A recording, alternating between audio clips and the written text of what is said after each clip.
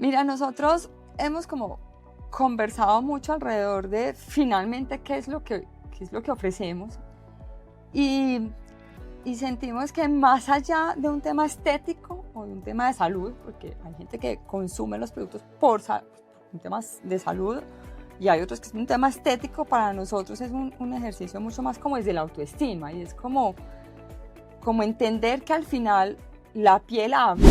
Hay una quiebra familiar, somos 4, esto es muy difícil y básicamente pues estábamos 2 mayores en la universidad además pues que en ese momento era muy difícil pues como asumir el tema y mi hermano y yo dijimos no, pues nosotros empezamos como a trabajar y yo arranqué a trabajar y a estudiar toda la carrera. En algún momento determinado en el periódico salió un anuncio que decía McDonald's llega a Medellín, estábamos buscando equipo y salían las condiciones, yo leí y no cumplía como con casi ninguna de las condiciones y llamé a mi hermano y como charlando le dije, aplicamos a esto. Me dijo, dale, apliquemos a esto. Entonces mandamos la hoja de vida. Nos llamaron a los 2, me fui para Bogotá al entrenamiento de McDonald's, en mi propio reality, básicamente te ponen 5 por apartamento, a convivir con otros 4 desconocidos que tú no tienes ni idea quiénes son, qué hacen, cuáles son sus costumbres, cuáles son sus hábitos, y a competir además, o sea, no solo estás viviendo, estás compitiendo. Bueno, una experiencia, como digo yo, la juventud puede con todo. Sí, además ya habíamos perdido el miedo a lo digital y ahí fue que arrancamos como un plan de expansión muy fuerte en tiendas. Hoy tenemos 155 tiendas.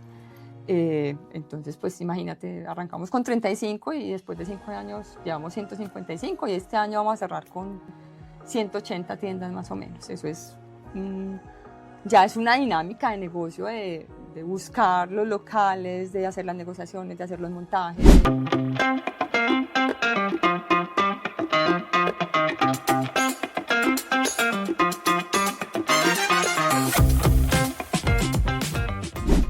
Hoy nos vamos a adentrar en un concepto profundo que toca fibras de verdad, el poder de la autoestima. No el concepto vacío que a veces vemos en redes sociales, sino el verdadero, el que define cómo nos paramos frente a la vida, cómo enfrentamos desafíos, cómo nos cuidamos y cómo sanamos cuando la vida nos sacude.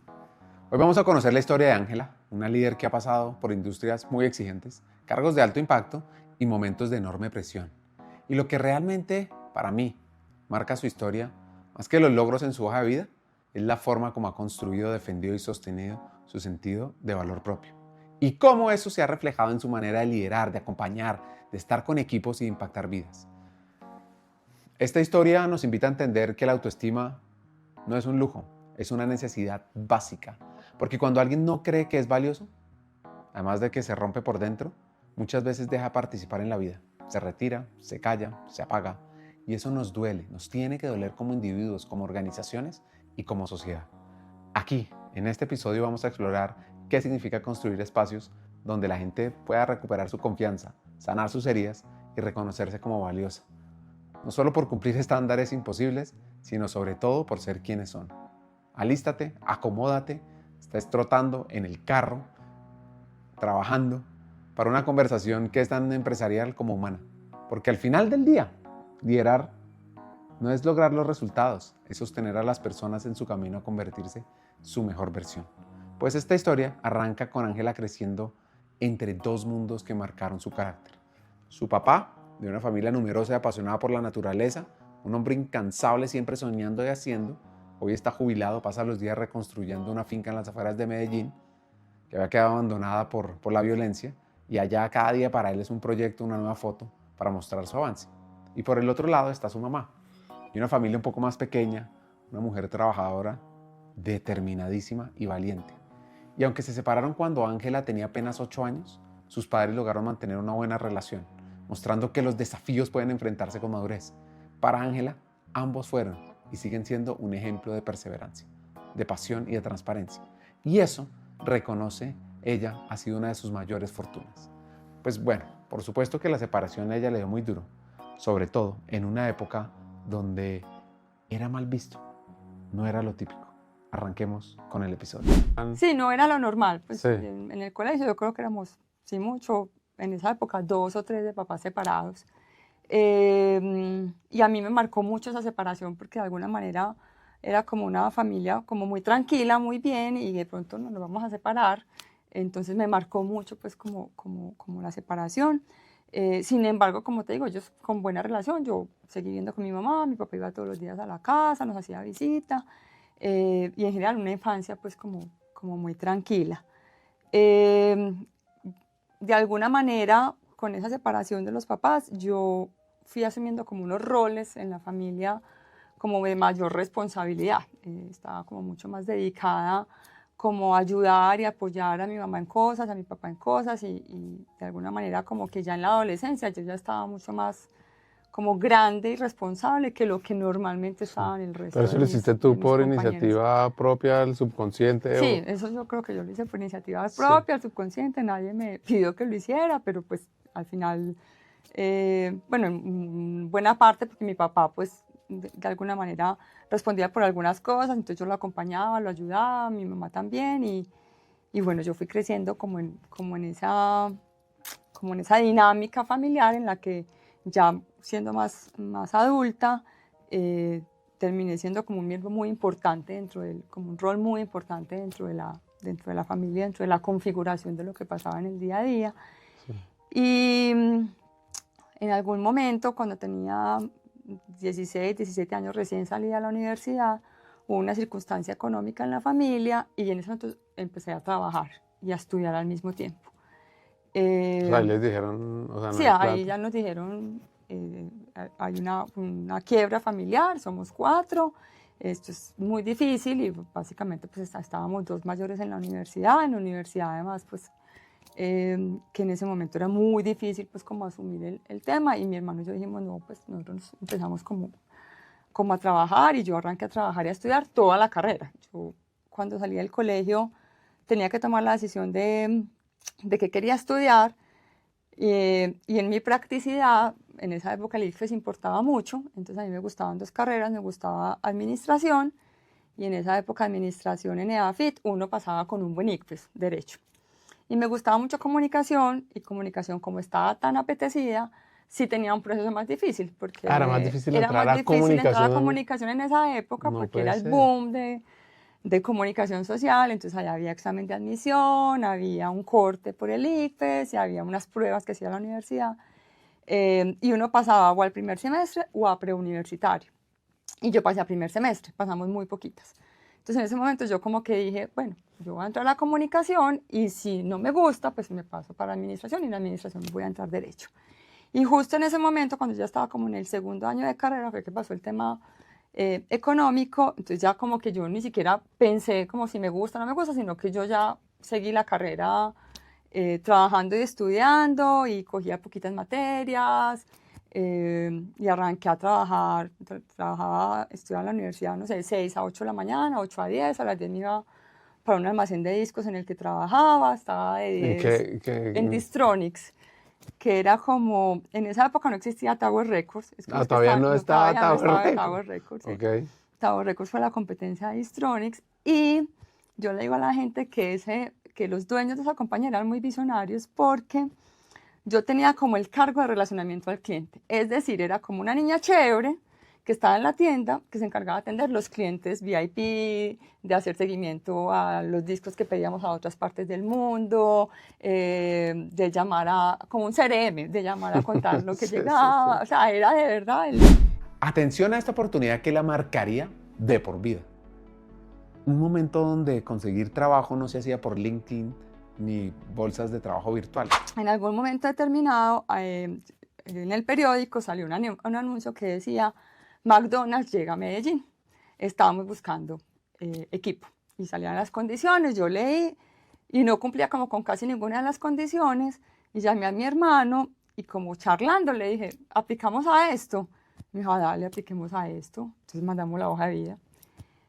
Nos llamaron a los 2, entonces era un proceso súper largo, uno iba primero a un hotel, era un salón gigante, todo el mundo allá y ellos te contaban qué era, qué iba a pasar, cómo era el programa, cuánto tiempo duraba, cómo era el proceso de selección, cuánta gente quedaba seleccionada, cómo era el entrenamiento y luego y básicamente era un programa que ellos llaman Fast Track, que era como sacar un gerente general en un periodo muy corto de tiempo, muy bien estructurado, y entonces en la medida que ellos iban contando como las condiciones del programa y qué pasaba, la gente se iba saliendo del salón.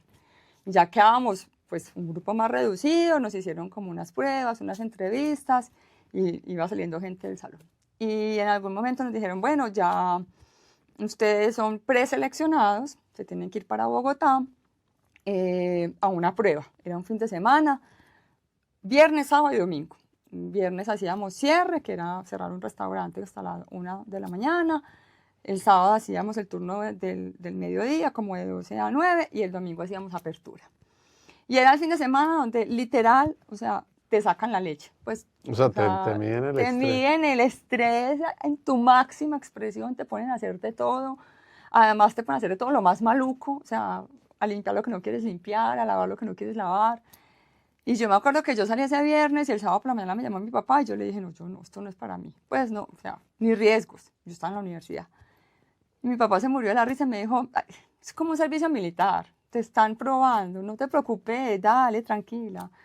Y mi hermano, que es un personaje, me decía, no, dale, vení, sigamos. Pero tu hermano estaba también en el proceso. Mi hermano estaba conmigo en el proceso, sí, o sea, todo el tiempo. ¿Y ustedes están compitiendo o eran...? Estábamos compitiendo porque al final llegaba un solo gerente. Okay. Y yo le cuento a la gente, le digo, yo tuve mi propio reality. O sea, finalmente a nosotros nos escogieron a los dos, nos fuimos 15 personas a vivir a Bogotá, 5 por apartamento, entonces era... 15, pero 15, o sea, no en el proceso de selección, sino ya... No, 15 contratados, o sea, se iban 15 contratados y llegaban 15. Okay. De esos 15 llegaba un gerente general, 2 primeros asistentes, ya toda una estructura. Y ellos desde el principio son súper transparentes. Ellos te dicen, se van tantos, llegan en estas posiciones, porque luego el plan de expansión de ahí, de esa estructura va mercando, pues para seguir con el resto. Me fui para Bogotá 1 año, 15, 5 por apartamento. El estudio, es que yo todo el tiempo iba cogiendo poquitas materias, las que podía coger. En ese momento hablé con todos los profesores y les dije que me dejaran terminar trabajos por internet para terminar el semestre. En una época, pero que no... Que no, eso no existía. Yo creo que a mí me regalaban el semestre. Pues, o sea, me ayudaron. Pues es que era, de verdad, yo era como una abeja. Todo el tiempo trabajaba, iba a la universidad, volvía. Entonces, como que me ayudaban mucho y paré. Ese año yo paré la universidad. Me fui para Bogotá al entrenamiento de McDonald's.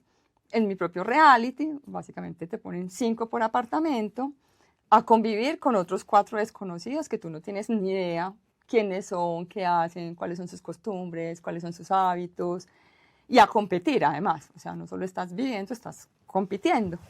Bueno, una experiencia, como digo yo, la juventud fue con todo. La verdad es que me formó mucho, me enseñó muchísimo. Pero yo la miro y digo, dura, o sea, dura porque tienes momentos de mucho estrés, tienes momentos de mucha competencia, es una organización de alguna manera en la que tienes que dar como mucho de ti, mucho esfuerzo, mucho conocimiento, muchas pruebas, mucho reto, pero la verdad es que además tiene muy buen marketing, o sea, es como estás trabajando en la compañía número 1 de comidas rápidas del mundo, no te corre sangre por las venas, sino ketchup, o sea, es una cosa de esas que uno dice como que, wow, ¿dónde estoy? Bueno, y finalmente después de ese año, yo quedé elegida como gerente general. Pues imagínense que esta hacker paisa, a muy temprana edad, asume algo que pocos a esa edad se atreven a cargar: liderar el primer restaurante de McDonald's en Medellín, el de la Avenida del Poblado. Para muchos solo era un restaurante, para ella era una mini empresa en sus manos. Coordinaba mantenimiento, pedidos, finanzas, capacitación y hasta tenía a su hermano bajo su responsabilidad en esa empresa. Cuando fue a la Universidad de la Hamburguesa en Chicago, no aprendió a hacer hamburguesas, sino ahí fue que entendió el poder de liderar personas, cómo hacerlo, cómo formar equipos, cómo enfrentar los problemas de frente. Y esto me conecta con un personaje que se llama Howard Schultz, sí, el CEO y fundador de Starbucks. Él descubrió que cuando abrió su primera tienda de café no estaba vendiendo café, estaba construyendo un lugar de pertenencia y de propósito. Y Ángela, desde ese mismo restaurante, también entendió pronto que liderar no es mandar, es construir, es inspirar y sobre todo crecer mientras ayudas a otros a evolucionar, a crecer. Pues claro, que el reto de la necesidad de trabajar la llevó a demorarse mucho más que otros en graduarse, 7 u 8 años. Más la presión de McDonald's era alta, estar 24/7 conectada. ¿Cómo es eso? ¿Cómo se vive? ¿Y qué aprendió? Entonces, bueno, estaba haciendo comunicación social, no me había graduado, había trabajado en McDonald's y ya salarialmente estaba en un salario bueno y además tenía unas responsabilidades en mi familia, en mi casa, pues como con cosas de ese estilo. Entonces era como un reto, como quién me va pues como a dar la oportunidad. Y en ese momento, bueno, me acordé de una persona que había sido cercana a la familia, que estaba en la gerencia general de una compañía. Y yo le pedí una cita y le dije, yo quiero que tú me des una cita, yo te quiero contar yo en qué estoy. Entonces fui, le conté, mira, estoy en esto, en McDonald's hago esto, y yo quiero que sepas que yo quisiera buscar como otra alternativa, pero sé que no está fácil. Tiene que ser alguien que le apueste como al talento y como a las ganas, pues porque no tengo mucha experiencia, tengo mucha formación porque realmente el programa de McDonald's te forma mucho en muchas cosas. No me he graduado y el salario necesito que sea un salario bueno. Entonces, O sea, como, como que estaba estás viendo la lista del niño Dios. del niño Dios. Y esa persona que además ha sido un súper mentor para mí en la vida, es de las personas que mayor capacidad de escucha tiene, o sea, él se dedicó a preguntarme cómo era el proceso en McDonald's, qué había vivido, qué había aprendido, qué... No, porque además Y yo al creo que para un final gerente aprender de eso es valiosísimo para su propia compañía. Total, y al final cuando terminamos me dijo, mira, yo lo que entiendo es que tú quisieras que yo mire en alguna compañía donde conozca algo, pero antes de eso yo quisiera que te entrevisten en esta compañía. Como yo te conozco familiarmente, pues de muchos años atrás, yo solo voy a hacer una cosa y es, voy a mandar tu hoja de vida a 3 gerentes de negocio y hasta ahí voy a llegar yo. De aquí en adelante, tú te defiendes. Entonces, bueno, me empezaron a llamar a entrevistas. Además era una forma de ver las organizaciones muy chéveres porque a él le fascina conocer gente, así no tenga puestos para la gente. O sea, él tenía como una de sus cosas es que si alguien le hablaba bien de alguien, dice, yo lo quiero conocer, solo porque lo quiero conocer. Sí. Y se quedaba como... Entonces, esa compañía tenía como esa cultura. Entonces, a mí me llamó uno, en ese momento, no sé, el comercial, y me entrevistó todo, y todos me decían, mira, aquí no tenemos puesto para ti, pero te queremos conocer. Cuéntame tu historia, cuéntame qué haces, etcétera, etcétera. Y así yo me pasé como por 3 directores distintos, el comercial, otro que tenía otra unidad de negocio distinta que también era comercial, y el industrial. Sí. El industrial me dijo, no, tú tienes vena comercial, pero yo no sabía en esa época si tenía vena comercial o no, o sea, yo había trabajado en McDonald's. Y en la disquera. Y en la disquera, en el CRM. Bueno, pasó un tiempo y al tiempo me llamó uno el gerente comercial de una unidad de negocio y me dijo, mira, yo quiero que tú tengas para acá como directora del centro de distribución. Y yo le dije, directora del centro de distribución, o sea, la bodega. Y me dijo, sí, la bodega. Yo le dije, pero es que yo nunca he pisado una bodega. O sea, yo en mi vida he pisado una bodega. Y me dijo, no te preocupes, que al que vas a reemplazar tampoco. Y lo ha hecho bien. Y aprendió. Ese es un puesto que en esta organización nos gusta mucho porque tiene mucho contacto con otras áreas, porque aprende mucho de otras áreas y que si te va bien, rápidamente nosotros te vamos a mover, vamos a identificar como para que eres muy buena y te vamos a mover. Entonces yo renuncié a McDonald's, me fui bueno, yo le conté, yo estoy estudiando, no me he graduado, necesito salir a la universidad. Me dijo, no te preocupes, vamos a darte esas posibilidades, y eso es una de las cosas que de verdad agradezco profundamente, las compañías en las que trabajé y estudié al mismo tiempo y siempre estuvieron abiertas a la persona y no al título. A la persona, no al título, pero además a darte la oportunidad del horario, o sea, Sí. a darte la oportunidad pues de que tienes que salir, tienes que hacer el trabajo, tienes que reunirte con los compañeros y como que desde que tú respondas no pasa nada. Y no era pandemia, o sea, era hace muchísimos años que todavía no era tan fácil el tema, pues, como de ausentarse del trabajo. Entonces, llegué al centro de distribución con tan buena suerte que al que iba a reemplazar, yo lo conocía de la época de adolescencia, de rumbas, y él adorado. O sea, me explicó todo. A mí me parecía que me estaban hablando en chino, un código de barras, una radiofrecuencia, una georreferenciación, o sea, de verdad todo me parecía como, no entiendo, o sea, explícame nuevamente. Y él me explicaba, y ahí empecé en el centro de distribución a manejar un centro de distribución. ¿Cuáles son las buenas prácticas para manejar un centro de distribución? No, yo creo que hay una gran aprendizaje que me deja mi McDonald's, y es el McDonald's. Para ser gerente, y fue el año completo que estuve en Bogotá, tú tienes que saber hacer todos los puestos. Tú tienes que saber hacer papas, hamburguesas, cajera, recreacionista. Entonces, como que me acuerdo que mucho de lo que hice en el centro de distribución era como pegarme del operario y cuéntame tú qué haces, cómo lees el pedido, cómo te llega, cómo surtes, y empezar a entender un poco la logística de cómo se mueve un centro de distribución, y el que recibe, el que hace el inventario, el que surte. Entonces, creo que una de las grandes cosas en ese momento fue pegarme mucho a entender el proceso y a entender el impacto y a entender cómo se optimizaban los tiempos. Y bueno, ya me fui como encarretando y apasionando por el tema, y preguntando mucho y viendo como buenas prácticas de lo que habían hecho otros, y ahí me metí.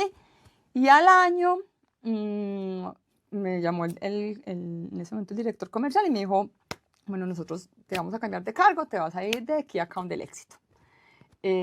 Tampoco en mi vida había sido Key Account del Éxito, pero ya entendía. Ángela deja McDonald's, pasa a otra compañía y estando en esa empresa recibe una llamada para una oferta de Coca-Cola. Se puso roja, su jefe lo notó y dijo, él la conocía muy bien, a ti te están llamando a una entrevista. Y sí, ella fue a esa entrevista y cuando salió deslumbrada. Dijo, oiga, mi jefe es como la versión femenina de mi gerente actual. En efecto, lo era. Luz Alicia González era la hermana de su jefe actual y ella la entrevistaron a fin de una semana. Así que todo el domingo, todo el sábado se quedó pensando que no le cuente a mi jefe. Y cuando llegó el lunes le contó a Santiago, le contó a otros que le habían ofrecido esa oportunidad. Él le dijo que tenía que aprovecharla. Ella se fue a Coca-Cola y estando ahí en Coca-Cola le dicen, vas muy bien, por eso queremos que vayas a Bogotá, que te mueves. Y ella tenía en ese momento un novio que se volvió su esposo, les adelanto su historia, y él le dijo, yo quiero que nos casemos. Ellos llevan ya más o menos 7 años, pero yo no me quiero ir a vivir a Bogotá. Entonces hicieron un pacto. El que primero encuentre trabajo en Medellín iba a liderar la carrera. Y pues ahí el destino no tardó en aparecer. La compañía donde Ángela había trabajado antes la llamó para liderar un nuevo proyecto de expansión. No la buscó, no sabían en qué andaba, pero ella ya estaba en su radar. Y a veces el pasado abre puertas justo cuando uno más la necesita. Y en esa última empresa tuvo grandes aprendizajes. A ver, yo creo que uno es el reto como de asumir posiciones de liderazgo sin tener la formación. O sea, yo creo que uno, no sé, aprende en las universidades, aprende materias, aprende mucha teoría, aprende muchas cosas, pero ya el ejercicio de cómo liderar equipos de trabajo y cómo desarrollar gente y cómo no es tan fácil, ¿cierto? Y además Prevel tiene un estilo y una cultura y un ejercicio muy chévere de organización, y aprender ahí pues es obviamente una fortuna, pero también es un reto grande, pues porque son muchos años, además, digámoslo, desde muy joven, entonces incluso en algunos casos liderando equipos o de personas mucho más adultas o de personas que llevan muchos más años en la organización, entonces ese es un reto que creo que es muy grande. Y el otro yo creo que ya es cuando hay como un tema de responsabilidad de una unidad de negocio completa, que ya respondes es como por todo, o sea, no solamente los equipos, sino todo el tema financiero, las cifras, los resultados, las negociaciones, o sea, como que ya ahí sientes como El ya, peso de cada sí, decisión. como el peso de cada decisión, como que ya esto es muy en serio, ¿cierto? Porque hay otros momentos donde, claro, tú respondes y asumes y lideras o un proceso o unos equipos, pero pues el impacto es mucho más pequeño, pero cuando ya es sobre una unidad de negocio completa, pues Sí. sientes el impacto. Yo creo que son como los dos más grandes, pues. ¿Y qué pasó o sea, estabas en Prevel? Bien, pues creciendo un montón, creo que llegaste como a cargo de vicepresidente. ¿Y si estabas contenta ahí? Sí, mira, yo realmente Prevel es una organización hermosa, o sea, es espectacular.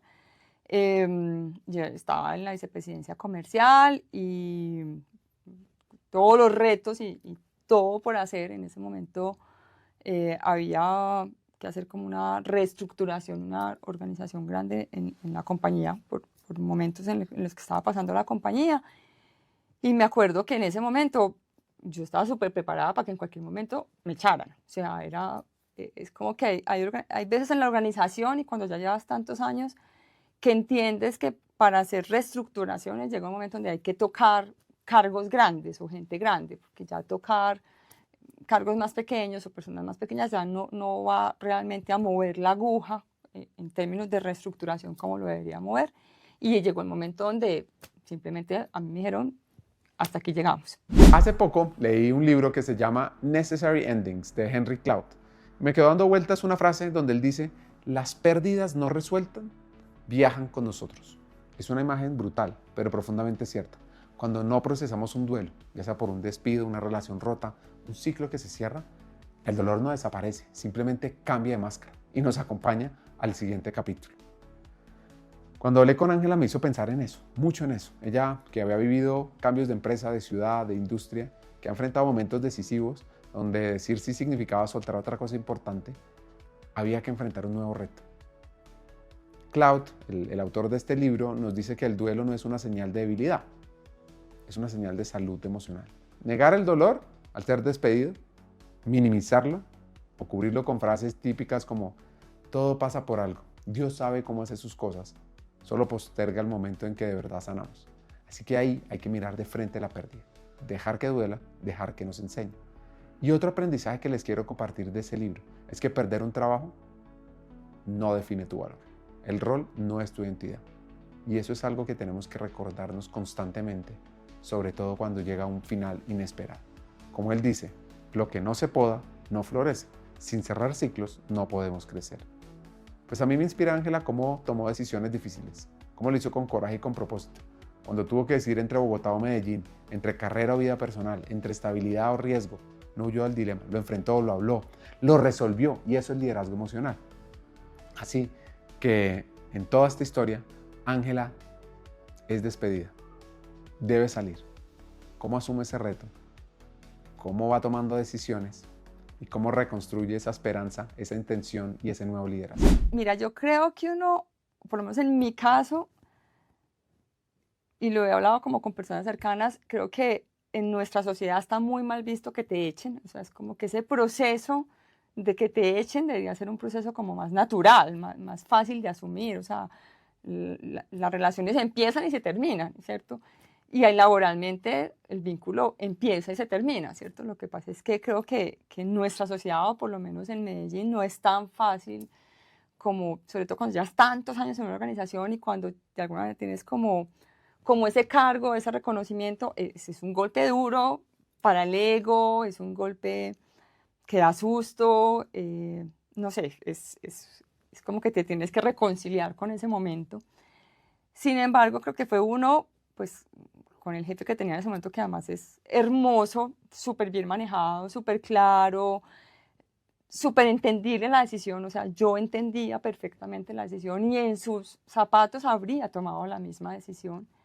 Y dos, creo que con el tiempo y con la madurez, uno le va perdiendo el miedo a que lo echen. Uno como que va cogiendo la confianza de yo seré capaz de hacer otra cosa y de lograr otra cosa distinta y de salir adelante. Creo que cuando estás muy joven, o por lo menos en mi caso, y creo que tiene mucho que ver también como con mi historia familiar y mi historia de vida, tenía mucho miedo a quedarme sin trabajo. O sea, era un poco más un modo de supervivencia, pero llega otro momento en el que uno que me reconocía capaz de aportar, capaz de hacer cosas y como con la ilusión de que algo chévere seguramente iba a llegar.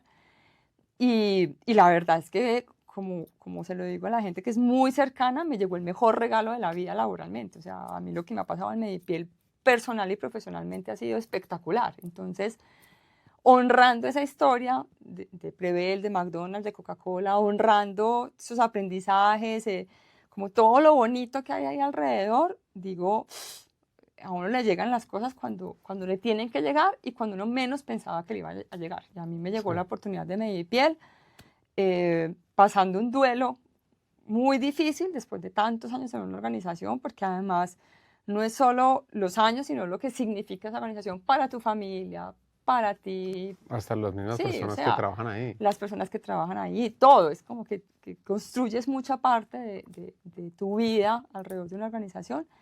Y me llegó la oportunidad de Medipiel y creo que es de los mejores regalos que me han llegado en la vida profesional. Le dijeron que se tenía que ir. Ella lo entendió perfectamente. Le dieron 3 meses para buscar trabajo, lo consiguió y es ahí donde está hoy.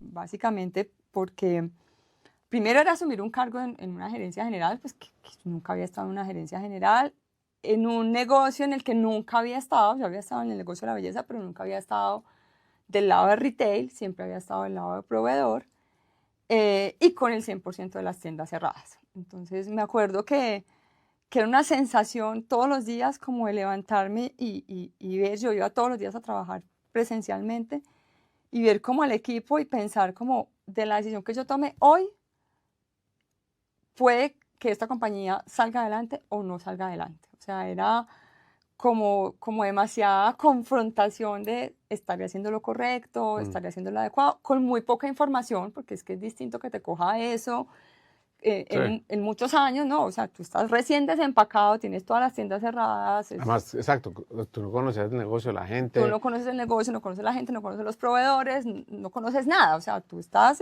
en modo Sí. entre nuevo y además en modo supervivencia. ¿Pero Medipiel ahí era grande ya o era...? Medipiel en ese momento tenía 36 tiendas, estaba muy concentrado en Antioquia, tenía un poquito de tiendas por fuera, pero creo que tenía unas bases muy bonitas de negocio. O sea, había, digámoslo, como muy buena materia prima desde el punto de vista como de modelo de negocio. Y la realidad es que en el proceso de selección, pues yo pregunté mucho como cuáles son los retos, qué esperan de mí, cuáles son los objetivos, y había mucho como en un tema de formalizar un poco más la organización y ya pues de presentar como el plan que se fuera a dar, pero en ese momento, ¿cuál plan? O sea, en ese momento el plan era sobrevivamos, ¿cierto? Entonces, fue un reto muy lindo. Yo creo que me ayudaron muchas cosas. La primera, haber estado tantos años del lado del proveedor, porque cuando estás del lado del retail es como muy fácil entender qué le está pasando al proveedor y cuáles son sus preocupaciones, cómo lo miden, cuáles son las alternativas que tiene. Entonces, era una conversación muy constructiva, o sea, muy desde, esto lo necesitamos nosotros, pero yo creo que tú lo podrías hacer de esta manera o de esta otra, o tal vez si lo buscas de esta manera. 2, le digo mucho al equipo como, yo creo que yo no habría tomado las decisiones que tomé en ese momento, en este momento. Porque cuando tú tienes vínculo, es muy difícil. Yo hoy hay proveedores con los que tengo vínculo, o sea, que quiero, que admiro, que les agradezco. Entonces, como que en ese momento no. Todos eran iguales, todos eran desconocidos, entonces era como, sirve, no sirve, funciona, no funciona. Era cerebro, derecho, número. Número, eficiencia, productividad, flujo de caja, punto de equilibrio. O sea, eso era lo que hablábamos todos los días. Si miro para atrás, creo que habría hecho cosas muy distintas, de verdad. O sea, yo entré puro cerebro derecho y era modo supervivencia y sentía además como una responsabilidad gigante de qué va a pasar con todo este montón de gente. O sea, y además como pandemia fue siendo como primero estos meses y luego se va alargando y luego se va alargando. O sea, no era una cosa como que uno dijera... Si miro con el retrovisor, claro, seguramente habría tomado decisiones muy distintas, pero en este momento esas eran las que creo que teníamos que tomar. Lo que pasa es que las tomamos muy rápido, con muy poquita información y en muchos casos de una manera, vamos a decirlo, mucho como muy abrupta. Pues como, no sé, yo me pongo en los zapatos de la gente hoy y digo, tan duro, o sea, esta llega nueva, no conoce el negocio en pandemia y cambia A, B, C, D, F sin saber si va a funcionar o no va a funcionar. ¿Y alguno después te dijo algo ya después en la Sí, confianza? claro, total, en la confianza, claro que me han dicho, total, y yo lo entiendo, o sea, y Y lo recibo y miro para atrás y digo, habría hecho cosas distintas. En ese momento hice lo que creía que había que hacer con la información que tenía. Y sobre todo, de verdad, era como muy, más que angustiada, era como genuina preocupación de que esto sobreviva. Así cuando tú estás en un negocio retail que tiene 35 tiendas, que tus ingresos dependen de las tiendas y tienes todas las tiendas cerradas. ¿Y tenían canal digital? Sí, pero era muy chiquitico. O sea, estaba ya montado, pero era muy chiquitico. Entonces, claro, había que llegar a cambiar, no sé, los turnos de operación en el centro de distribución. Pues el canal digital era muy chiquito y en ese momento tú pedías por digital y a ti no te importaba si el pedido te llegaba en 2 o 3 días. Ahí no, ahí el pedido te tenía que llegar al otro día. Entonces, venga, cambiemos los turnos. O sea, había que cambiar un montón de cosas pues, para soportar la dinámica digital y para soportar lo que estaba pasando en las tiendas. Entonces yo creo que se parte como en varias etapas, digámoslo como la primera, como la etapa de supervivencia. Y en esa etapa de supervivencia hubo momentos donde dijiste, puede que esta compañía, o sea, literalmente no sobrevivió. No, no, no, no, Como no que la hubo- caja no va a dar. no, mira, primero por lo que te decía, primero por una compañía muy sólida, con unas bases. Segundo, una junta y un equipo como humano, de verdad, como con todo el respaldo y como con toda la tranquilidad de esto va a salir bien y además unos proveedores absolutamente como metidos en el cuento de vamos a sacar esto adelante. Y cuando hablo de proveedores, no solamente son los proveedores de productos, son los dueños de los arrendamientos. Yo creo que en esos momentos, como en la vida personal, es cuando de verdad se nota que has construido, porque es cuando te dicen, no, bueno, o sea, vamos a apoyar, vamos a ayudar, vamos a aplazar, vamos a renegociar. Entonces, como te digo, creo que el negocio como negocio, comparado con lo que es hoy, era un negocio más pequeño, con muy buenas bases, pues que permitía tener unas conversaciones mucho más como constructivas y sólidas. Entonces, era una etapa de supervivencia, pero que yo me acuerde, no siento como que en algún momento hubiéramos dicho, nos vamos a quebrar, no. O sea, Ok. pero sí era una obsesión por el flujo de caja, por el gasto y por, o sea, era metida al detalle, ¿qué es esto? ¿Cuánto vale? ¿Aporta? ¿No aporta? ¿Lo podemos cancelar? ¿Qué es esto? ¿Dónde está? ¿Qué Sí. hace? O sea, era un nivel de, y eran muchas decisiones de quitemos esto, acabemos esto, devolvamos esto, que no tenías toda la información, pues porque llevabas, no sé, 15 días en la organización. Pero creo que al final es pasar de esa etapa a una etapa en la que ya vas viendo como que, ve, no nos vamos a quebrar, o sea, esto Todo va a estar bien. va a estar bien, está cogiendo una dinámica, recuperamos el 100% de las ventas de tiendas físicas con el canal digital, con el call center, ajustamos lo que había ¿El que 100? ajustar, el 100. Ese año, incluso ese año nosotros no decrecimos en ventas, ese año nosotros alcanzamos a crecer en ventas, con un esfuerzo enorme porque era, hazte de cuenta, operativamente, amasar y volver a hacer a la compañía, porque una compañía que está 100% enfocada a tiendas físicas era enfocarla 100% a e-commerce y call center y desarrollar unas competencias en e-commerce y en call center que no necesariamente teníamos. Ujú. Entonces ya vino como ese proceso y ya muy rápidamente vino ya el proceso como de una junta diciendo listo, o sea, ahora sí, vamos a empezar a formalizar un plan de negocios, un plan de para dónde vamos, qué nos imaginábamos, qué queremos. Y en ese momento lo que establecimos fue, esta es una compañía muy linda, muy local, vamos a volverla una compañía nacional. Vamos a volver una compañía que tenga cobertura nacional, que tenga presencia nacional. Ya han perdido el miedo a lo digital. Sí, además ya habíamos perdido el miedo a lo digital y ahí fue que arrancamos como un plan de expansión muy fuerte en tiendas. Hoy tenemos 155 tiendas. Entonces, pues imagínate, arrancamos con 35 y después de 5 años llevamos 155 y este año vamos a cerrar con 180 tiendas más o menos. Eso es ya es una dinámica de negocio de buscar los locales, de hacer las negociaciones, de hacer los montajes, eh, muy apalancada en muchísima visión, o sea, de verdad yo le digo a la gente como lo que hace un equipo, una junta que te acompañe, que te apoye, que te jalone, que te rete y sobre todo, a mí me decían como, ¿tú qué harías distinto? Y yo, en otros momentos de vida, yo digo, yo entendí en Medipiel, o sea, siempre ha sido muy importante, pero yo entendí en Medipiel de verdad el impacto de rodearte de un equipo de primera, o sea, de primera, es como de eso que yo los miro a todos y digo, es que son unos tesos, o sea, son personas súper, súper entregadas, con ganas, con determinación, con positivismo, con propósito, y como que uno dice, puedo confiar y podemos meter el acelerador a este negocio y esto va a responder. ¿Sí? Es que si no, no serías capaz de meter el acelerador y responder si no hay el equipo que hay. Entonces, ese es básicamente el recorrido, ¿no? Hace un tiempo leí un libro de Nathaniel Brainerd que se llama Los 6 pilares de la autoestima. Y lo que él dice básicamente es que la autoestima no es solo sentirse bien contigo mismo porque sí, sino confiar en que puedes manejar lo que venga y sentir que tienes derecho a ser feliz. El libro tiene 6 pilares, vamos con algunos de ellos. El primero es vivir conscientemente, estar despierto, no pasar por la vida en piloto automático. El segundo es aceptarse a sí mismo, ¿sí? No como resignación, sino como punto de partida. Esto soy yo, desde aquí construyo. Después viene todo el tema de la responsabilidad, dejar de culpar al universo o a los demás por lo que nos pasa. Y de ahí él salta a la autoafirmación.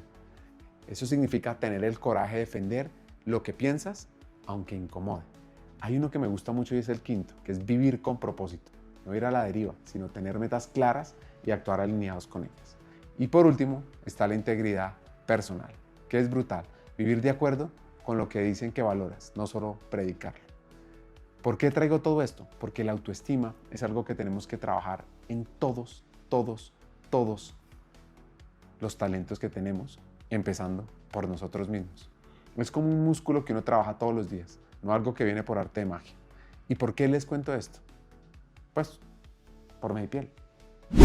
Mira, nosotros hemos como conversado mucho alrededor de finalmente qué es lo que ofrecemos y sentimos que más allá de un tema estético o de un tema de salud, porque hay gente que consume los productos por un tema de salud y hay otros que es un tema estético, para nosotros es un ejercicio mucho más como desde la autoestima y es como entender que al final la piel habla, o sea, la piel te transmite un montón de mensajes alrededor de una persona.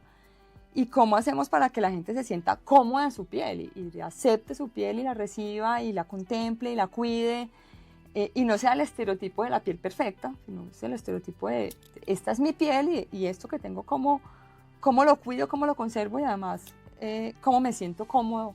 Entonces es un ejercicio mucho más de amor propio, de autoestima, de bienestar, de buenos hábitos y no necesariamente desde lo estético. Y adicionalmente, pues es una compañía súper femenina. Nosotros somos alrededor de 850 empleados y el 90% somos mujeres.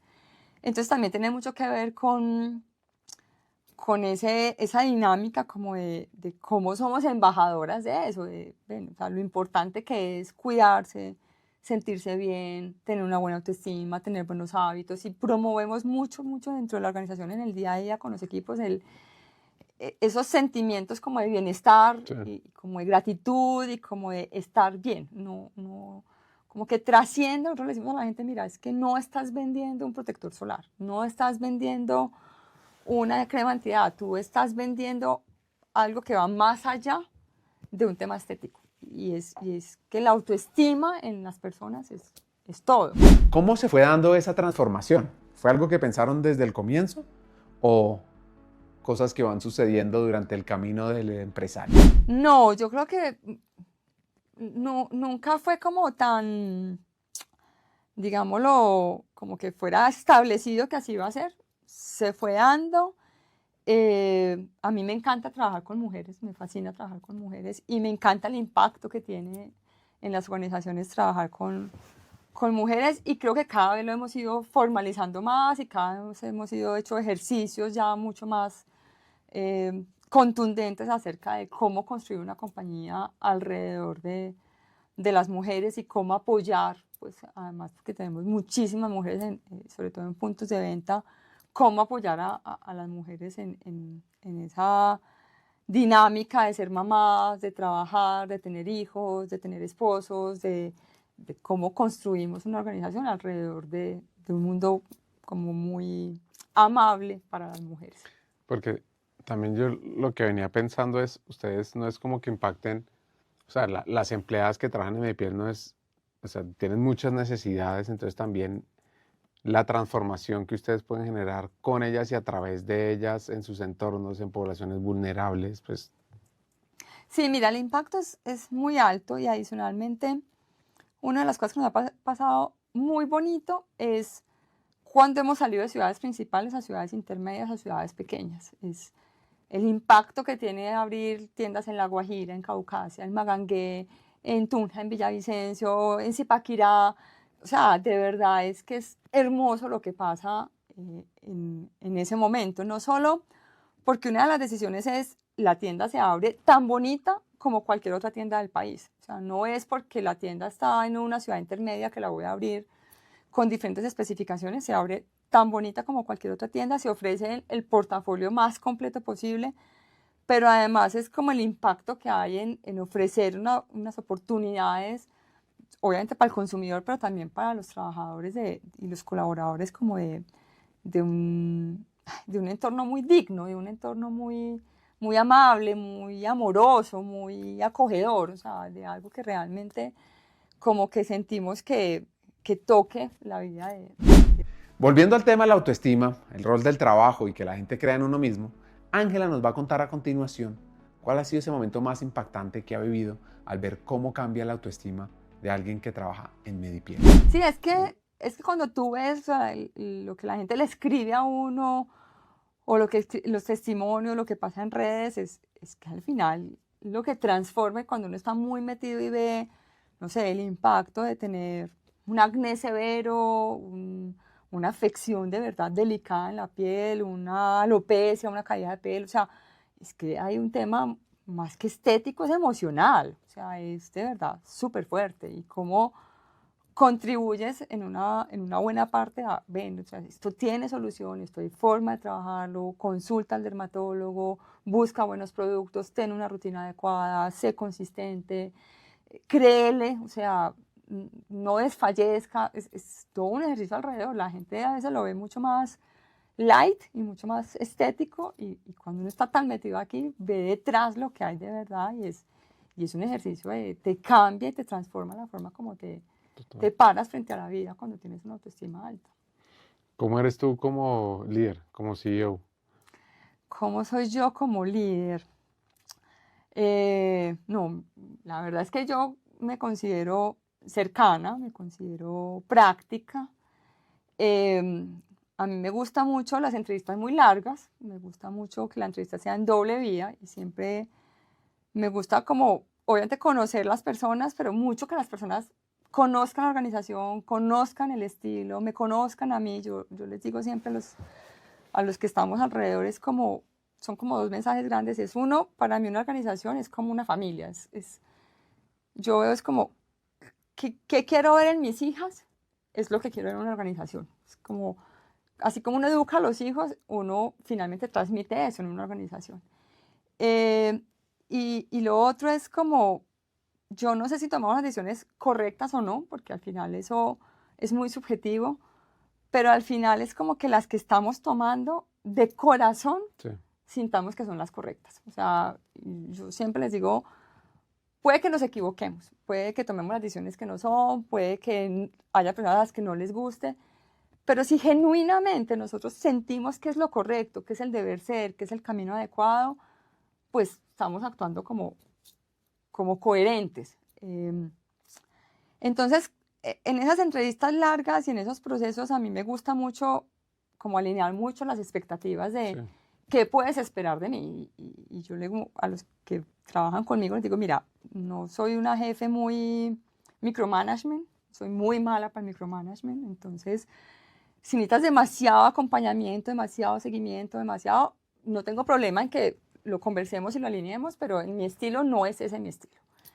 Me gusta mucho como confiar en la gente y que para la gente sea rico y sea retador.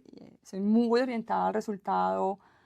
Me gusta trabajar bueno, o sea, a mí me fascina trabajar. O sea, Sí. yo no me siento workaholic, pero a mí me gusta mucho trabajar. A mí, así como Me fascina mi rol de mamá, me fascina mi rol de esposa, me gusta el rol de trabajar y me encantan las posibilidades que el trabajo me da de contactar, de conocer, de explorar, de viajar. Entonces, para mí no es como que, ay, no, o sea, de verdad que me gusta. Y en ese me gusta, le digo mucho al equipo, nos tiene que saber bueno. O sea, porque que esto no sepa maluco, ¿no? Sí. Entonces, me parece rico un equipo con el que uno pueda salir y conversar, pueda reírse, pueda hablar de la familia, pueda hablar de los proyectos. Siempre hacemos los comités primarios todos los lunes y siempre ahí el primer rato de comité es conversar el fin de semana, la familia, los proyectos, la decoración, el mueble, la niña. Es como más allá de quién eres, qué haces y por qué respondes. Entonces es como un ejercicio que me gusta. No, yo creo que en general soy exigente. Yo soy una mujer exigente y también hago acuerdos en ese sentido, en términos como de qué espero y qué puedes esperar de mí. No me quedo como con nada, o sea, yo Pero lo como dices. que lo digo, lo voy resolviendo y lo digo y no Sí. me quedo como que, ay, hace 6 meses, no. Eso no, como no soy capaz de trabajar como maluca ni como cargada, entonces yo rápidamente lo digo, lo soluciono y seguimos. Es una de las, yo creo que las características que tengo, que a veces hay gente a la que le puede como impactar porque no estamos tan acostumbrados Sí. a eso. Me gusta recibir feedback, me da mucho susto, pero siempre hago la pregunta de qué quieres ver distinto en mí, qué quieres que yo haga distinto, qué necesitas que te apoye distinto, porque creo que es una responsabilidad también de uno. Y te dicen la verdad, porque también hay veces está como Sí. esa parte, el CEO que está acá, entonces yo como le digo lo que quiera que oiga, o le dicen unas cosas que uno dice, uy, ok. No, pues mira, primero, la verdad es que nunca ni me he nombrado CEO, o sea, no, pues es como...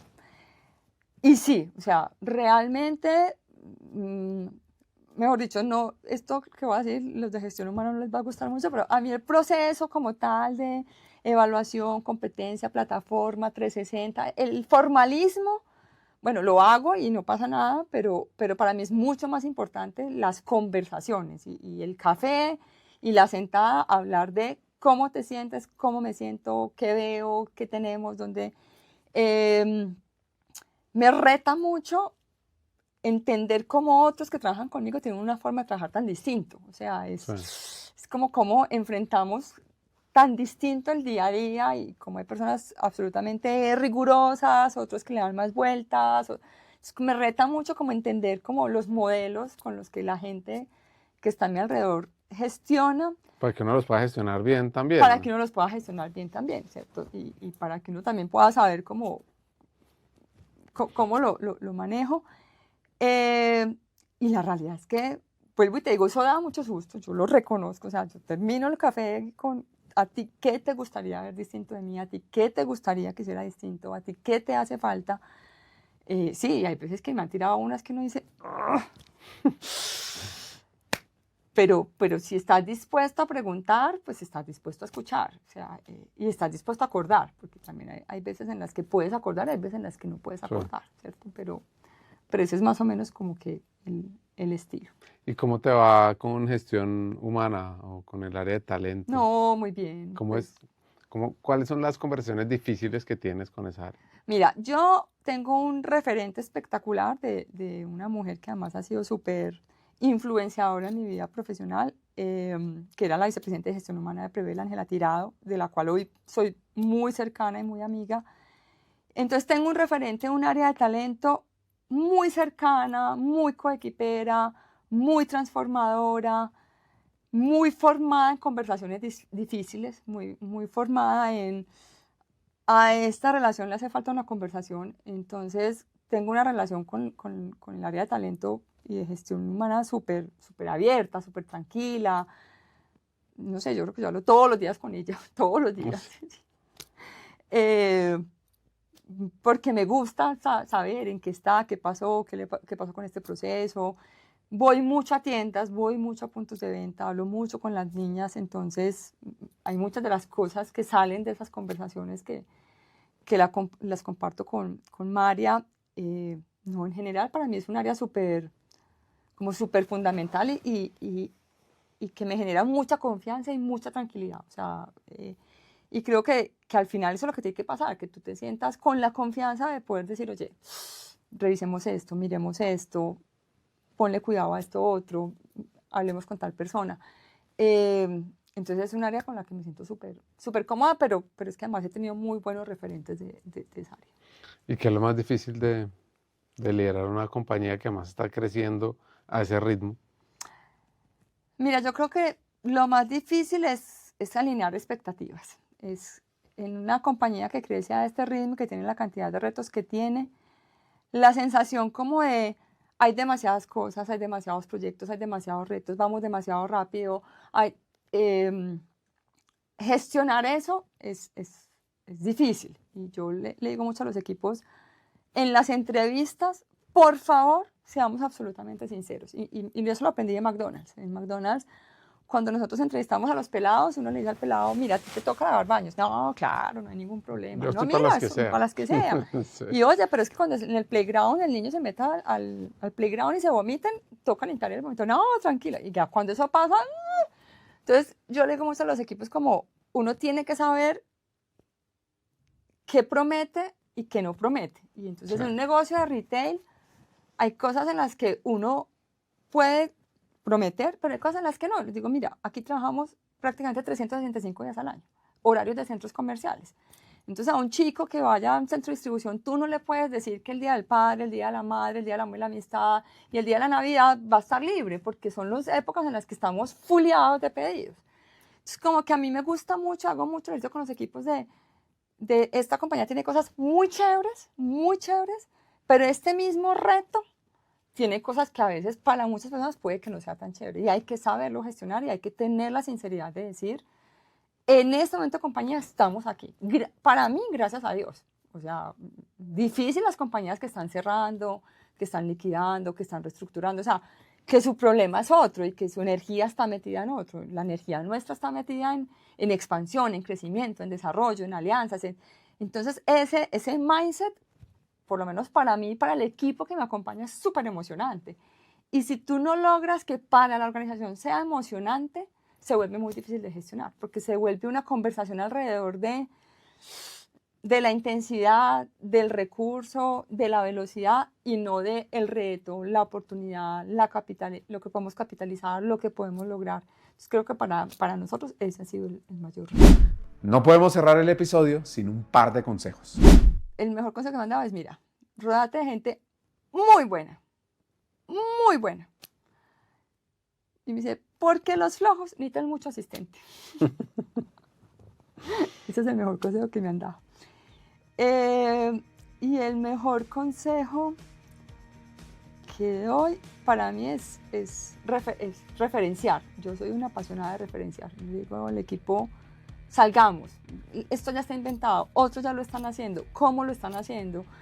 Pida una cita, llame, busque. A mí me fascina lo que encuentras cuando vas a otra organización distinta o similar y ves cómo lo hacen. Entonces, para mí el mayor consejo es muchas veces estamos como en unas conversaciones que digo, ¿cómo lo hacen otros? Y pongo a veces ejemplos, les digo, oiga, pero ustedes creen que el éxito con 1000 tiendas en el país tiene, no, esto ya tiene que estar resuelto, venga, vamos a preguntar cómo lo hacen otros. Entonces, creo que el mayor consejo que doy es referenciemos, vamos a ver cómo lo hacen otros y aprendamos de otros. Muchas gracias, Ángela, por participar en Hackers del Talento. Y aquí vienen mis 5 hacks. El primero, recuerda que la experiencia puede valer mucho más que el título. Ella nos lo recordó desde su historia con McDonald's. 2, que referenciar siempre y no inventar desde cero es un acto de inteligencia y de humildad para crecer los negocios. Mirar hacia afuera, aprender de los mejores y adaptar es una ventaja que pocos se atreven a hacer. 3, que el impacto va más allá del producto. Cuando trabajas para tocar vidas, no solo para vender, se nota en cada cliente, en cada conversación y en cada transformación. 4, que ser dueño de tu historia desde joven es una ventaja poderosa. Y por último, recuerda algo, las relaciones se transforman, no se rompen. Cambiar de empresa, de rol o de industria no es traición, es evolución. Y si te sacan, no pasa nada, la vida sigue. Hasta un siguiente episodio, sigamos hackeando el talento y síguenos en nuestro nuevo canal de YouTube.